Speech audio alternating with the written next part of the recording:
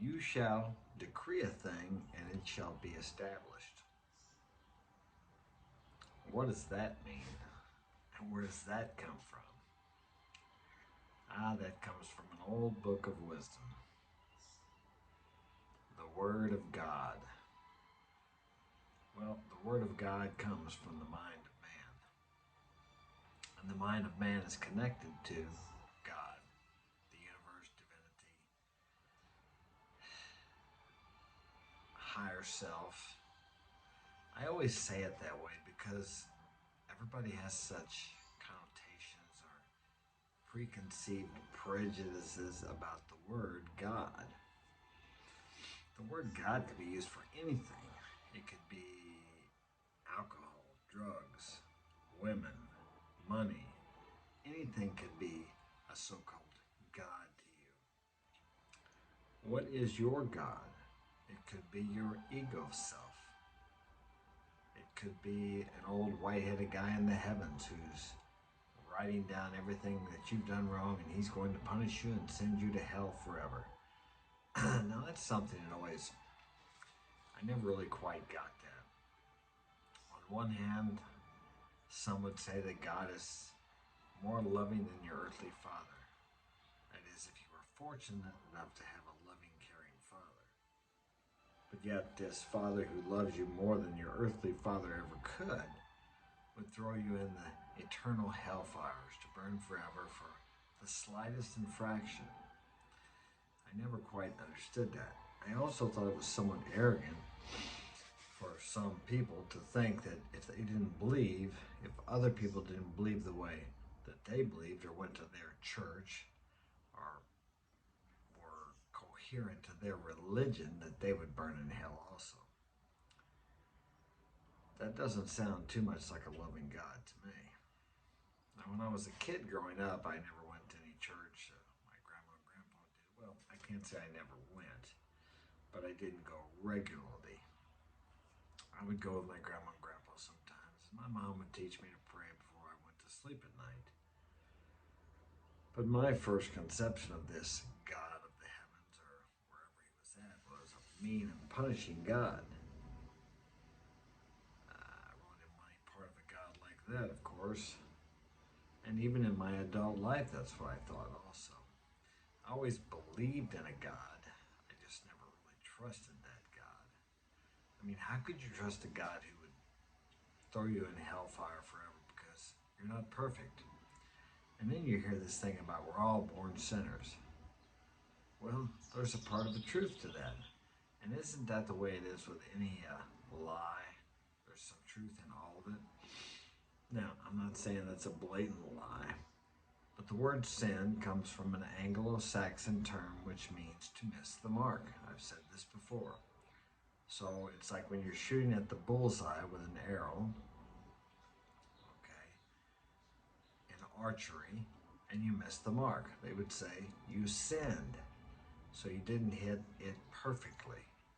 Well, I think you know and I know that we're all born to make mistakes, and that's how we learn. So in a sense, we are all born sinners. But in my view or my perspective, they've taken that word sinner and made it into some, or at least this is the way I heard it or perceived it. They make it into some dirty, low life, not worth anything person. You're born worthless. You're born a low life. And apart from believing in and adhering to a certain religion, you're doomed to suffer the fires of eternal hell. Now, I never believed that. I still don't believe it. I never believed because someone didn't believe the way I believed or the way the Christians believed here in the U.S. they were going to burn forever. What kind of a loving God would do that? I mean, this is just my belief here. It's just another way of looking at things, another way of perceiving things. If you have 100,000 people reading the Quran, the Bible, whichever book you choose to read, you have 100,000 people reading 100 different books, different Bibles, different Qurans, because they each perceive it differently. Same words, same book, different perception. And I'm not saying that either one of these books is the right way or the wrong way. It is a way. And I'll say it the same way Tate said. I believe there are many ways to God. I don't believe there is only one way. What we have to remember is these books, as great as they are, were written by men. And I don't know about you guys, but I'm a man and I'm fallible. My thoughts, my actions, my perceptions are filtered through my experiences in life. So I may look at a situation, a circumstance, or a book and read something or see something happening, and I may see it completely different from what you see it. Does that mean I'm right and you're wrong? Or does it mean I'm wrong and you're right? No, it doesn't. It's a different perception. Now, some things may be in general the same to everyone, but each of us will view it specifically different. And that's something we need to remember when we're judging situations, people, circumstances. Because as I have said before, it's filtered through our experiences of life. And we may not be seeing it as exactly as it appears or as it actually is. There are so many variables that go far beyond the evidence of your senses. And that's why in one of these great books it says don't trust the evidence of your senses. Now, of course, if you smell smoke in the house, it's a good idea to go check that out. Or if you feel heat coming up from the bottom floor, you might want to go see what that is. So your senses have their place.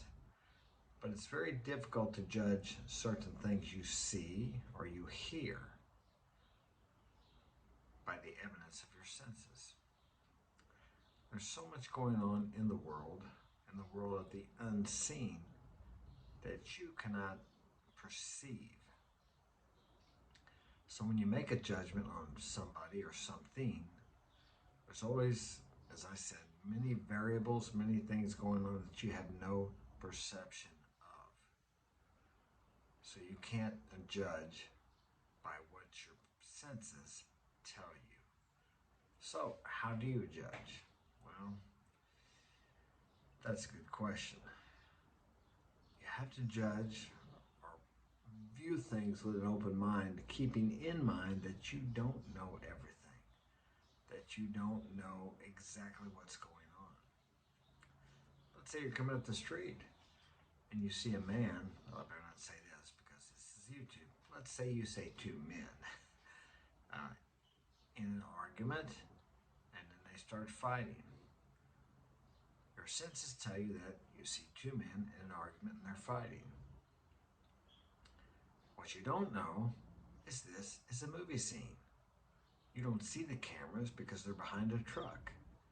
You think this is two men fighting. It looks like they're really hurting each other. So you call 911.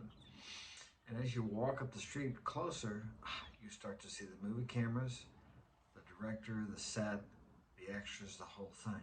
And you've called 911 because your senses told you that this was a real fight and these two guys might be going to terminate each other. So you did what seemed to be the right thing. But in reality, it wasn't the right thing because this was all an act. But because you allowed your senses to dictate your actions, you made the wrong choice. Just one example of many things that you might see that you've judged by the evidence of your senses and you were completely incorrect.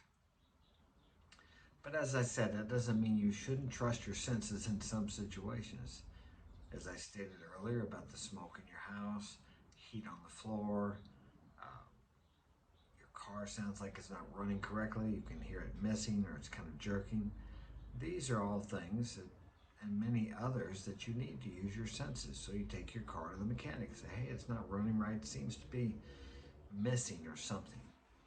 So as I said, your senses have their place, but don't let them rule your life. And always keep in mind that you could be mistaken, that your senses could possibly not be telling you the whole story. So be very cautious of that. Be very cautious of acting on your feelings, feelings of jealousy. You're constantly looking at your wife thinking she might be cheating on you because of insecurity, because you grew up with a mother and father where your mother constantly cheated on your father. Or if you're a woman, you grew up with your father was always cheating on your mom. He always had other women. So you grow up thinking that all men cheat. So when you get into a relationship, you're just expecting him to cheat. You're constantly asking him what he's doing. You're accusing him of cheating on you. And eventually he gets to thinking, well, if I'm going to get accused of it, I just will do it. Now, does that justify him doing it? Of course not. Especially if you are in an agreement with your spouse that you want a monogamous relationship. There's no justification for that. But you've helped create it by your belief that all men cheat, which was a filter you acquired as you were growing up. We all have these filters, we all have these preconceived perceptions. And once again, we usually bring those out by things that happen that we have experienced through the evidence of our senses. So remember, never trust the evidence of your senses, but use them to try to discern more clearly what the situation is, and also that you may not know all the variables in something that you're seeing. That's it for today. Hope this has been of value to you. If it is, and you think it will help a friend, share it with a friend, hit that like button and subscribe. Take care.